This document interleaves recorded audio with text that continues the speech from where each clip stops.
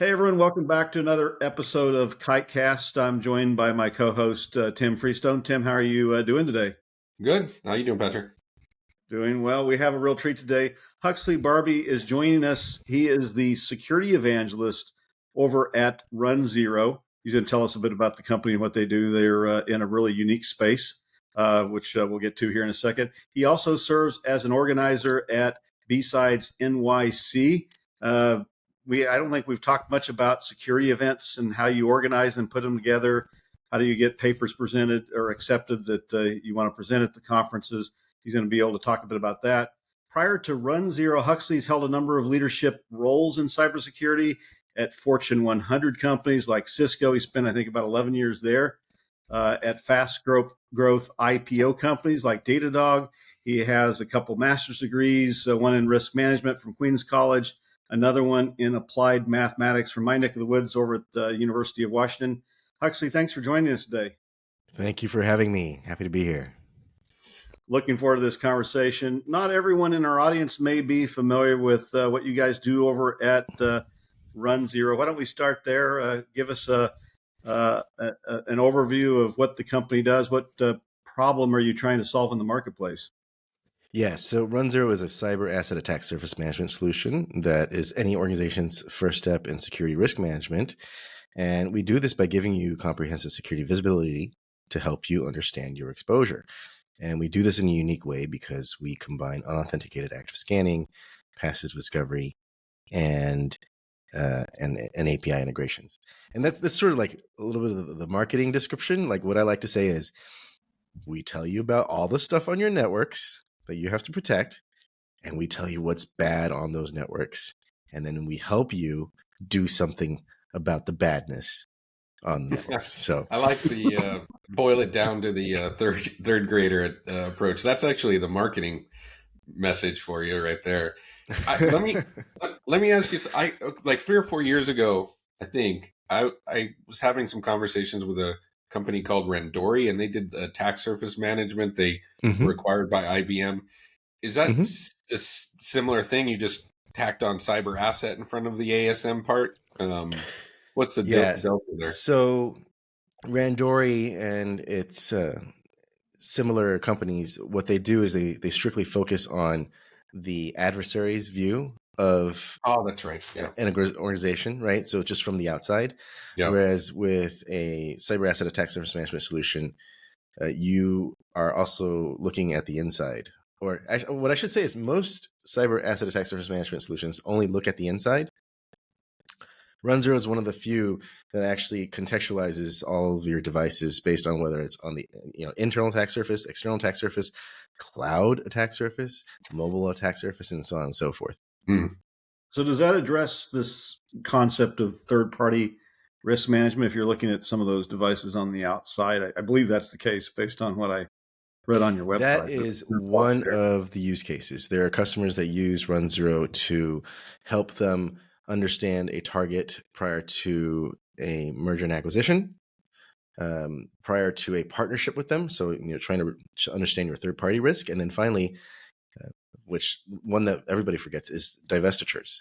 When you let go of a company, you want to make sure that the new segmentation controls are in place. How do you verify that? Well, you need to understand your internal attack surface in that case. Got it. How do you define assets? That I think might be helpful to our audiences. Assets can mean a number of different things. I know one area that you've spoken about quite a bit this year, actually, at several different conferences, is focused on IoT devices. Blast from the past for us, Tim, right? We're over at Fortinet, but it's more than IoT. It's what are you talking about when we say assets? So an asset is a compute device plus all of the related attributes that security teams care about. And those related attributes include the hardware, the software, the services, the security controls, the owners of those assets, and a few other items. And this is different from what is traditionally considered an IT asset, right? Because like I said before, you're talking about the details that the security teams care about. On the IT side, they don't necessarily care about vulnerabilities, right? Which is something that we would include in what is an asset, right? Vulnerabilities as well as insecure configurations. The IT side, they don't care about those details as much, but they might care about replacement cost or licensing, right? And so on the IT side, that's more important, not as much on the security side necessarily, right? So it's a compute device, any compute device, any, it could be in the cloud, could be IoT, could be OT, any compute device plus all the details that concern security. Do you include people into that one? Into that? Yes, as part of ownership. As part of ownership. Okay. So that's of the seven types of details that security teams care about. People is included in ownership. And when we say owner, this could potentially mean the person that's responsible for that device, like the IT person that's responsible for it. But it could also mean the most recent logged in user. Like that's also a type of owner of a device. Got it. Okay. So IoT is kind of an interesting topic, and you've presented at a couple of conferences this year on that topic, and your tool is used to identify OT devices. It's been a couple of years, as I mentioned, since Tim and I spent a lot of time dealing with IoT from a cybersecurity and marketing standpoint. But what's happening in that space? Is the risk getting greater? Is it being minimized with some of the cybersecurity capabilities out there? Where are we at right now? So I'll talk about IoT and OT separately. IoT, things are getting, do I just want to say worse? Yeah, let's just say worse, right? Because the proliferation of IoT devices is, I would say, increasing at an increasing rate. And so there's just getting to be more and more of that, right? Do you have any friends that do not have an IoT device in their house anymore? Like that's, it's hard to find these days. Everybody has a smart speaker or an IP camera and so on and so forth. So because that attack surface is growing and it's not being managed, things are getting worse on the IoT side. On the OT side, what we're seeing is a trend that sort of started in 2005, where these what CISA calls critical infrastructure and key resources, these type of environments, OT, ICS environments that were traditionally air gapped, started becoming connected to the IT side, started getting connected to the networks and indirectly connected to the internet, such that the adversary from some faraway country can now have access to the water treatment facility in Peoria and things like this. And because these OT networks were traditionally air gapped, a lot of the same sort of innovations that we've had on the IT side in terms of security, ADR, vuln scanning, all these types of things never transferred to these OT environments. And so you're looking at Marty McFly, Back to the Future type of level of security maturity, and all being exposed now to the adversary from somewhere else. And sorry, go ahead. Well, and just like that trend of overlaying OT on top of IT or convergence of IT and OT is just going to keep getting worse. Yeah, my sense here is, as far as the doomsday scenario of cybersecurity, right, is that's where it most likely will take place. I mean, a lot of the threats and theft that's happening right now, for the most part, at least what's getting media coverage, is around theft of personal information, ransomware, and then the corresponding legal implications and the cost of those breaches to companies. But that's all related to essentially theft or procurement and holding of personal information, which only goes so far on a global scale in terms of impact.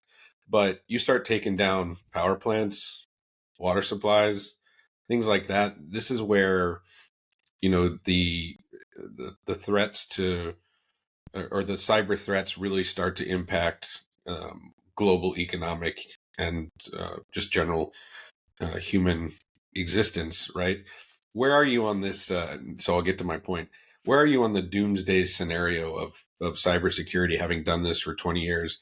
Do you see it getting closer and closer? Are you more scared every day you wake up? Are you more hopeful? Where's your head at on that? I am not yet more hopeful. Actually, let's just Good say way to I'm put not it. hopeful for the immediate term.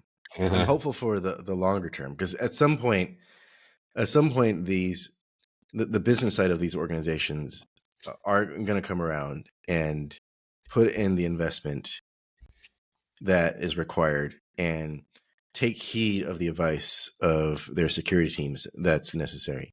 I remember recently I was at a conference and this lady was speaking to me about some of the challenges that she's having at her organization. And I was in Calgary, right? So you got to imagine lots of oil, gas, energy. Mhm. And she worked at one of these companies, and she was having such a challenge to get the business to understand that she needs to patch devices, right? And I don't think she was insisting that you patch everything, right? Because if you look at the larger risk management matrix, sometimes you accept risk, sometimes you avoid risk, sometimes you transfer risk, right? So I don't think she was saying like we have to go patch absolutely 100% everything and eliminate 100% of all risks, which we all know is not practicable. But she was having challenges just getting them to allow her to patch anything. And so at some point, I hope over the longer term, these organizations come to grips with this idea that you need to include security as part of your business model. And she was having challenges probably just because of budget, I'd imagine. Like they just didn't want to spend the money on the. Maybe not enough resources. No, I mean these are very well funded organizations, right? So then what would be the outside of that? Just ignorance and not caring, or it's downtime. Oh, right? These organizations they lose money when they have downtime, and many of them are critical infrastructure, and so they're highly regulated.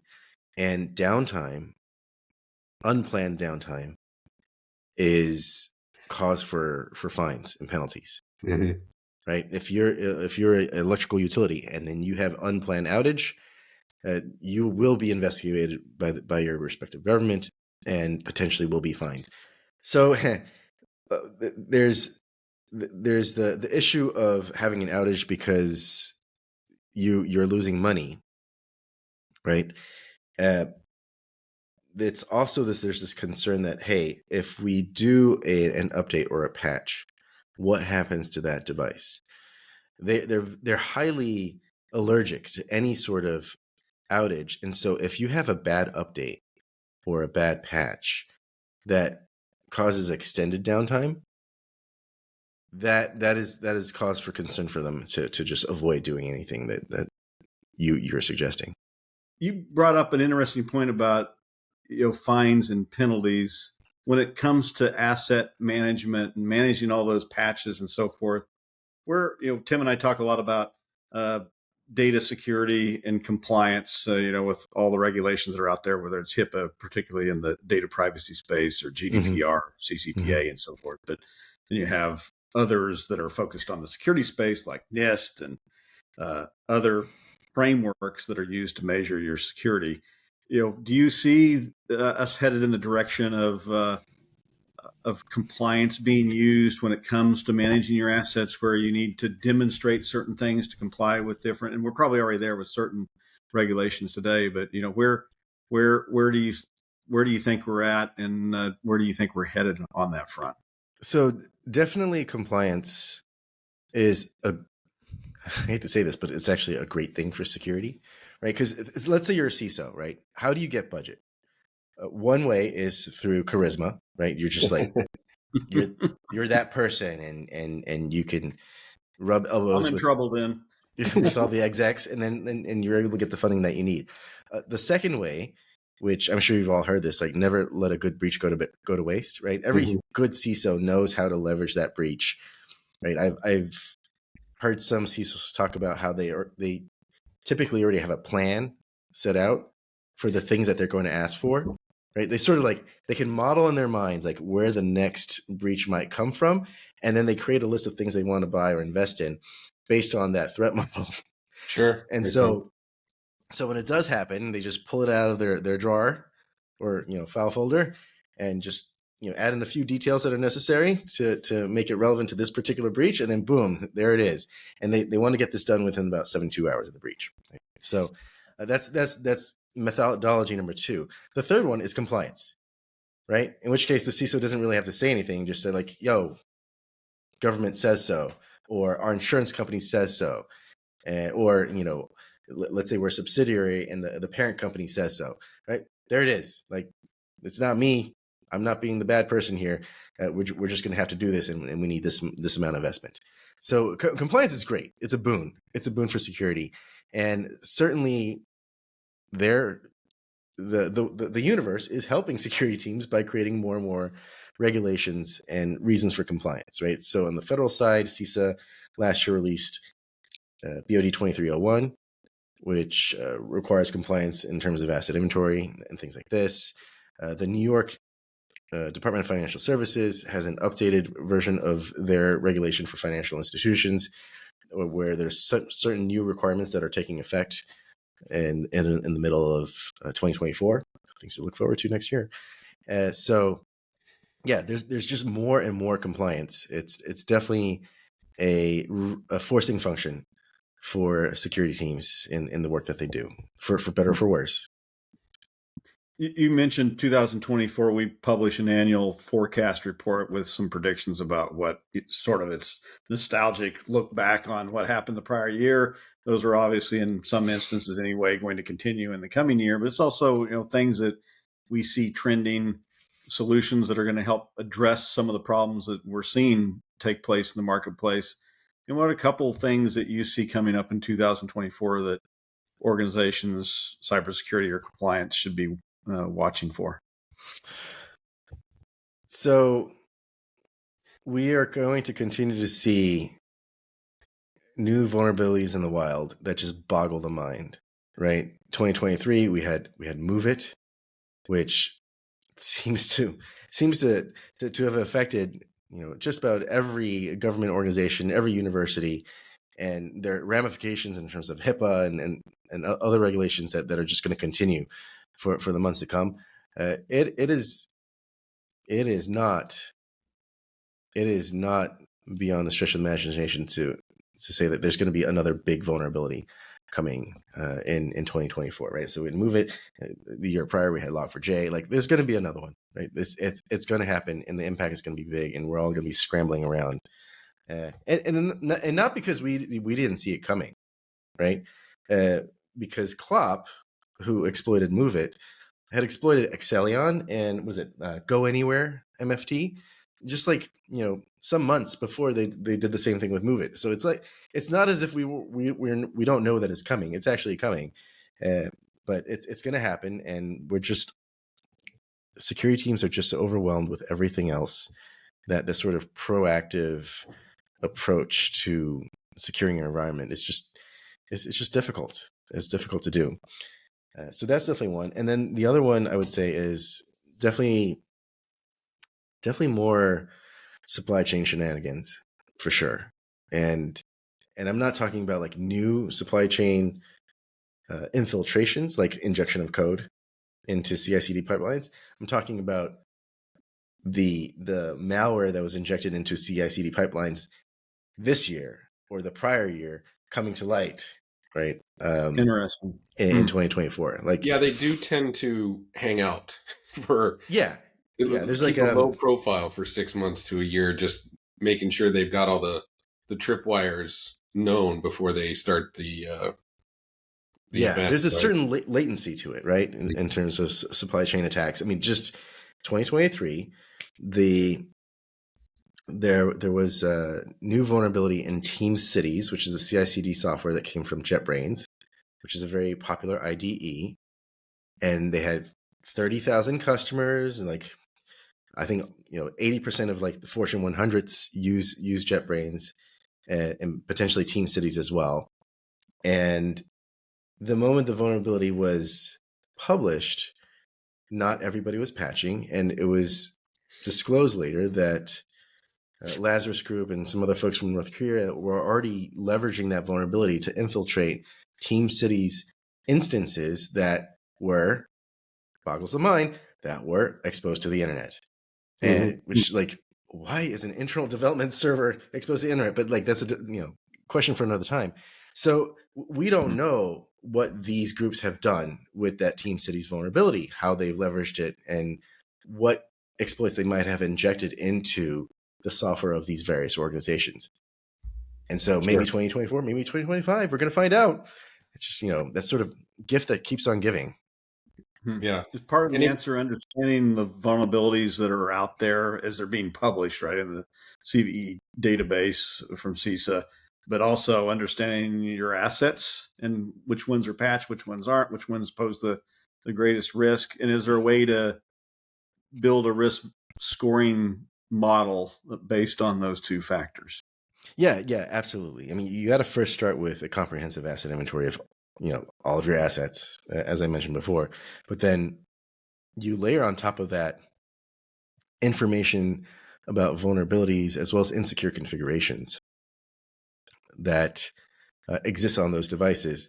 And then if you then coalesce that information into the context of your attack surface, now you have something measurable that you can work towards to reduce your exposure. Right. So you know what you have, figure out what's bad, and then understand how that looks in terms of a big picture. And then you add a metric to it, and then you can measure this goal of trying to reduce your vulnerabilities and your insecure configurations on that attack surface. And I'll add, insecure configurations is very often overlooked. And this is like the easy thing. And there's not like a CVE associated with them, right? I'm talking about like, you got Telnet left open, right? You have a web service that has an expired certificate. You have a remote desktop protocol exposed to the internet.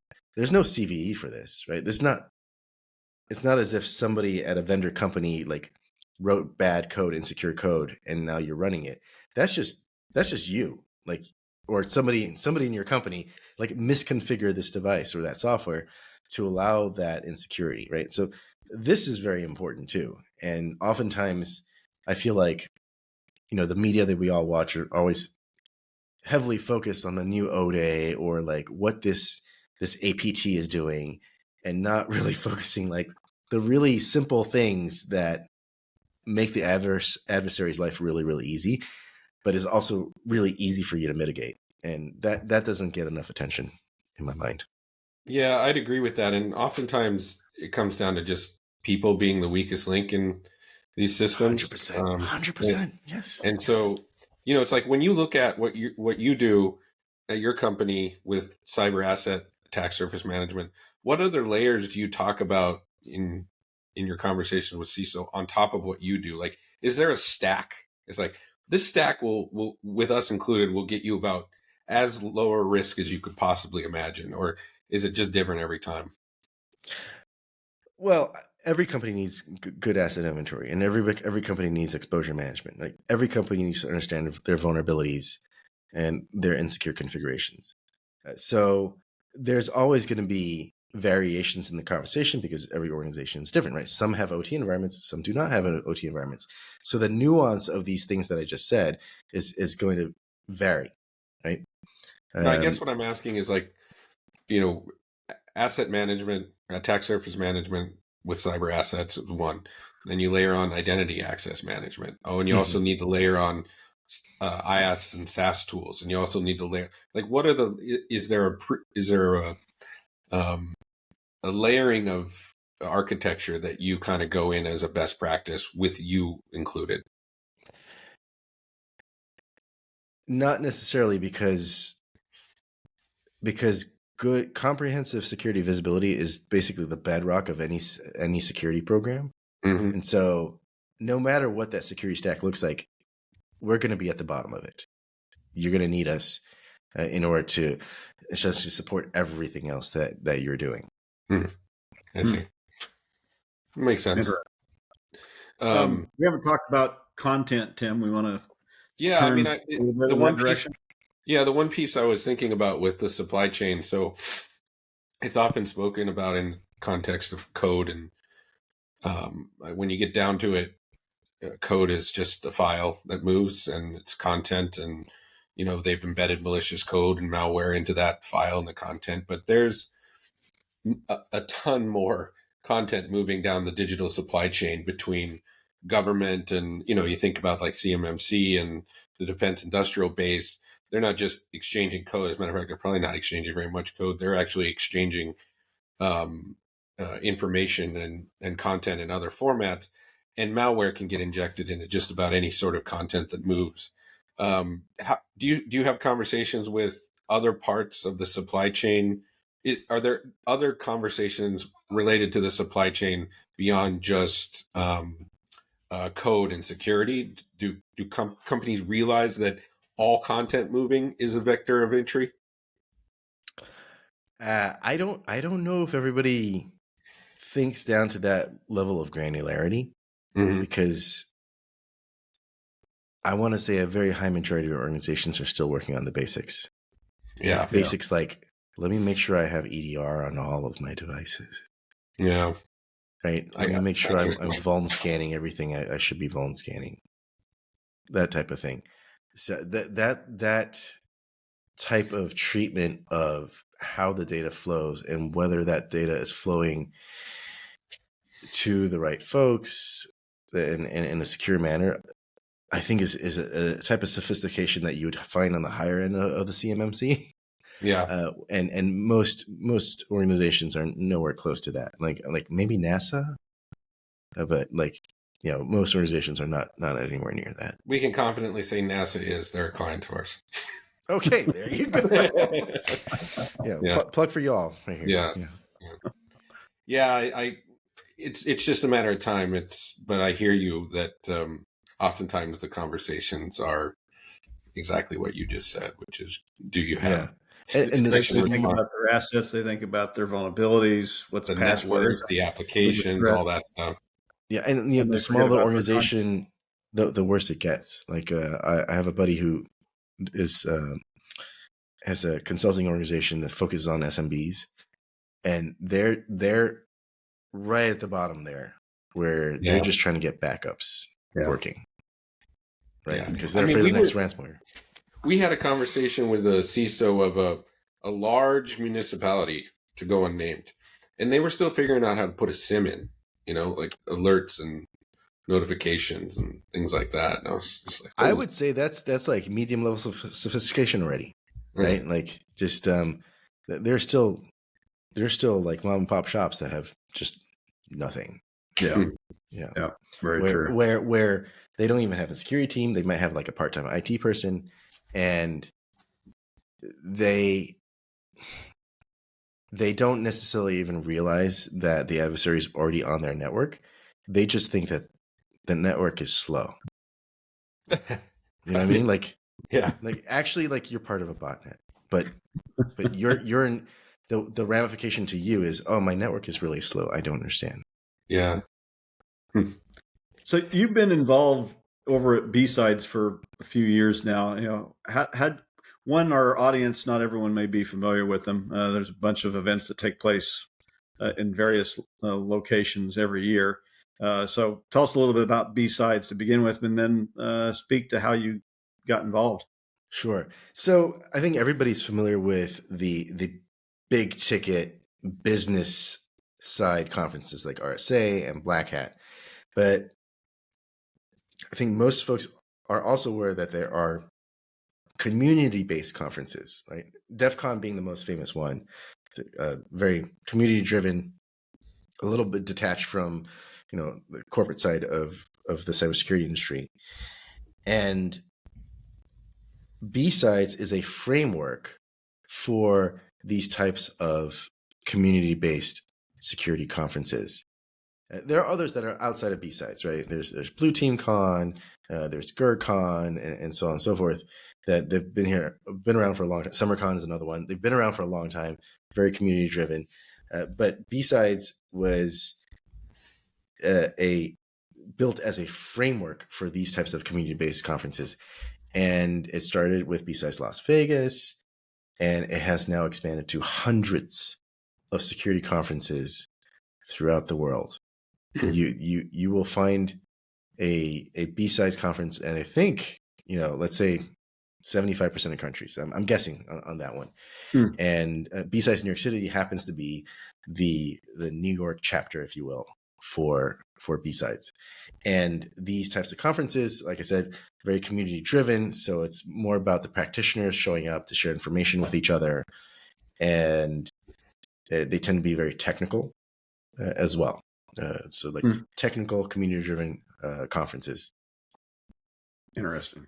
Now, and technical on the cybersecurity side, so like IT or security architects, things like that, or does it bleed into developers? Both. There can be some AppSec talks as well, but they're going to be technical as well. Like you're going to see a lot of code being shown in these presentations, or live demonstrations of something that somebody wrote and put up on GitHub, and that type of thing. What you're not going to find is product pitches, right? Which you have at Black Hat and RSA and things like this. Right. It's going to be like some tool that somebody wrote or some methodology that somebody came up with, or some insights that somebody found about this particular system that they're trying to compromise. Things along those lines, like, oh, here's a new exploit for like Google Workspace or something like that. But no product pitches, because that's just not the type of conference that BSides are, or any other community-driven conference for that matter. Yeah. In your role, you help organize the local New York City chapter. What's your involvement there? I am the lead organizer at BSides New York City. Yes. Yeah. Interesting. Now, you have a lot of experience. We have some folks listening to this who want to present. Maybe they presented at conferences in the past. You've presented at a bunch, and I think you've done a little bit of commentary on your social channels about how do you put together a winning proposal for one of these events so your proposal is accepted as a presentation. What recommendations do you have on that front? Yeah, so and for those of us who are like, very geeky and very much behind the screen, it's actually could potentially be a big challenge. But you really want to think about what the CFP selection committee is seeing in what you're submitting, right? You're going to be submitting a title. You're going to be submitting an abstract. Most conferences don't ask you for like slides ahead of time necessarily, but you want to make sure that the abstract and the title is, one, understood, and two, like has relevance. It could be interesting to somebody, right? It doesn't have to be interesting to everybody, but interesting to somebody. And I see from the submissions to our conference, a lot of folks don't take the time to put themselves in somebody else's shoes, right? It's not in the shoes of somebody like out on the street. It's in the shoes of somebody who potentially understands what you're doing, because they're also a security practitioner, right? So one thing about these community-driven conferences is it's all volunteer. We do not get paid for any of the work that we do. So this is on our own free time that we're reviewing your submission, your abstract. And so you want to make it easy for us. We need to be able to understand what you just wrote. Like, I was reading this one abstract, and I spent time deciphering what they said, and all I could tell was something like botnets are bad.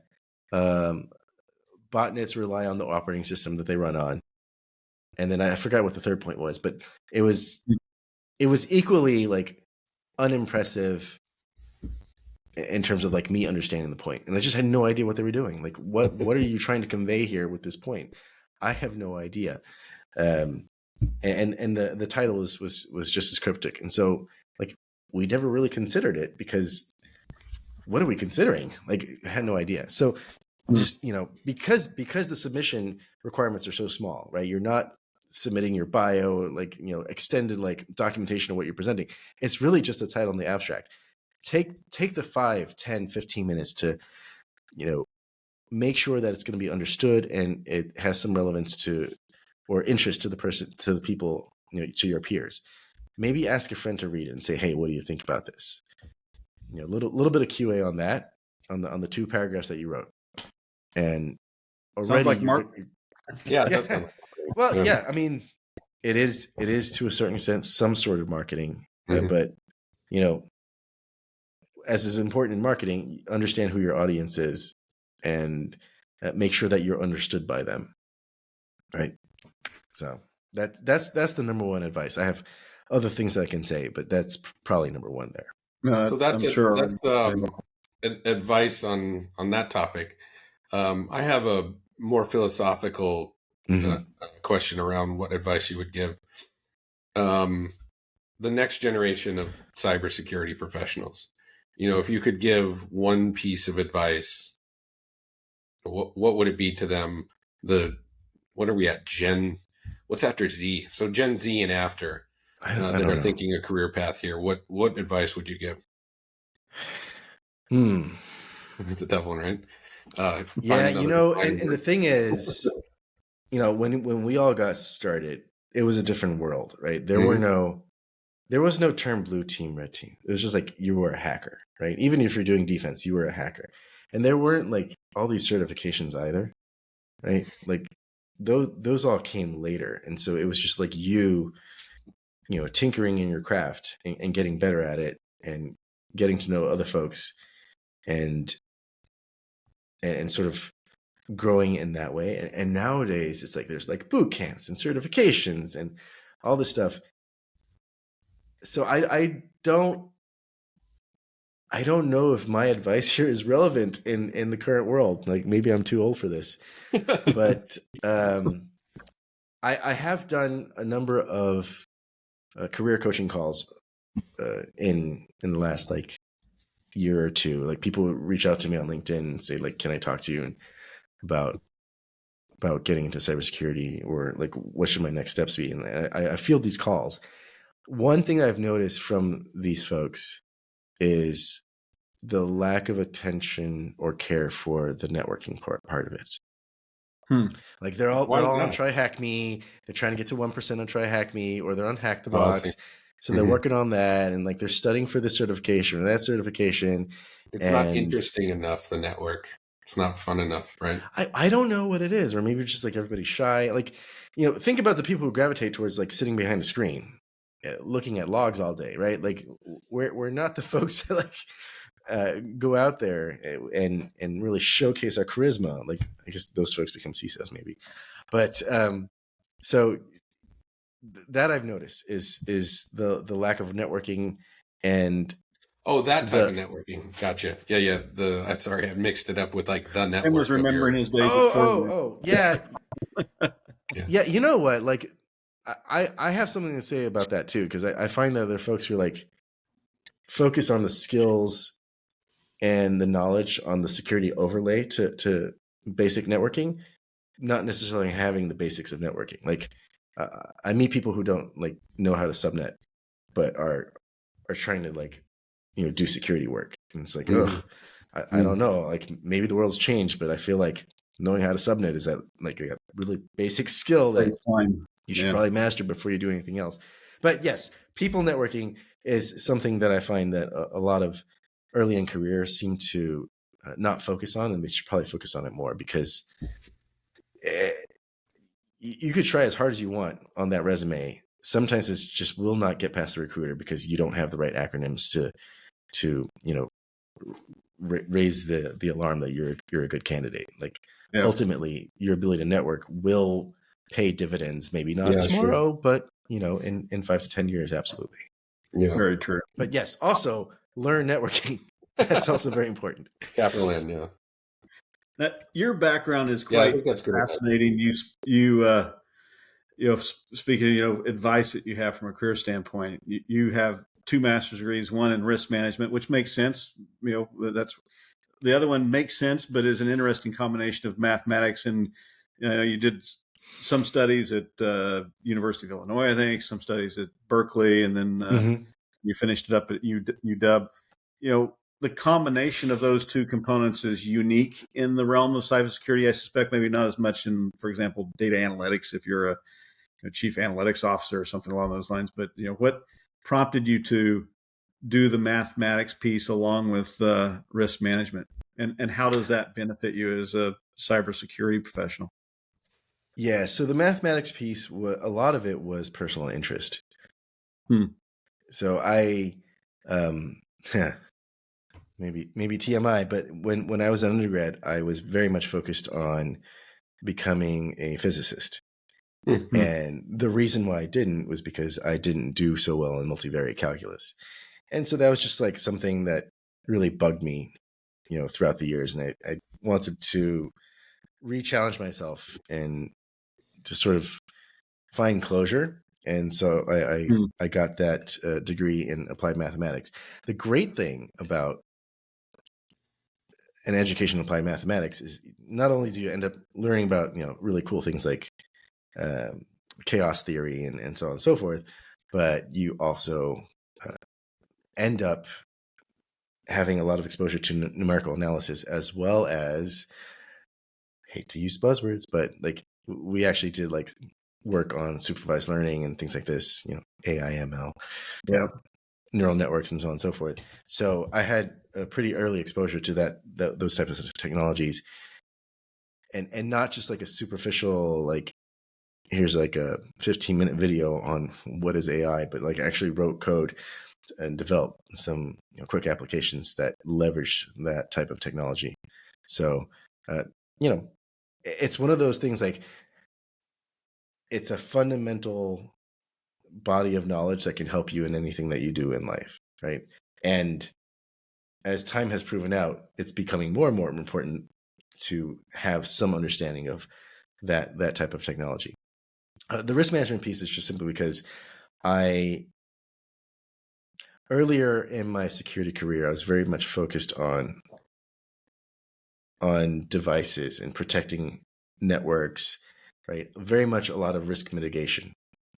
And at some point, I don't remember when, I started to realize, actually, maybe it was when I got my CISSP.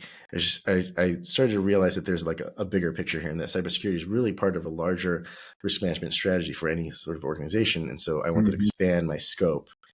And so therefore I followed that path to help me have a broader view of how organizations deal with risk. And to this day, I will continue to speak about cybersecurity in the context of greater risk management. I think, in fact, I just earlier in this conversation, we were talking about risk avoidance and risk transfer. And one thing that I find with many security practitioners who've grown up in the tech world, as I have, is very often your mind goes to some sort of risk management, risk mitigation treatment, as opposed to understanding the larger picture. So I mentioned earlier this lady I met in Calgary who's like, I need to patch. And I said, I don't think she was trying to patch everything, right? Because there's other things that you can do in risk management to help an organization be resilient to various risks. And, until I challenged myself to broaden my view, I was very much risk mitigation. Yeah. That's interesting. It's an interesting combination that gives you insights that you wouldn't have if you hadn't pursued both degrees. I constantly find in marketing, man, I wish I had paid closer attention in those mathematics classes that I took. So, well, I think we're about out of time. This has been a fascinating conversation, Huxley. Your background is fascinating. What you guys are doing over at runZero is very interesting. For someone in our audience who wants to get in touch with runZero yourself, what's the best way to do so? So with runZero, just go to www.runzero.com. That's RUNZERO. There is actually a free trial that you can download and just run in your home, and just to see what are the various devices that you might have. You might be surprised. I was surprised to find my washing machine on the network. It was right there, like, LG washing machine. Like, oh, when did that happen? So there's that, and there's a free community edition as well. That's sort of free forever. You download it, you could use it for yourself with no charge. And to sign up for the free edition or free trial, you don't even need to provide your credit card. You just go ahead and download it. And if anybody wants to reach me, I am active on LinkedIn. I'm also active on the infosec.exchange Mastodon instance. You just search for Huxley Barbee, Huxley Barbee.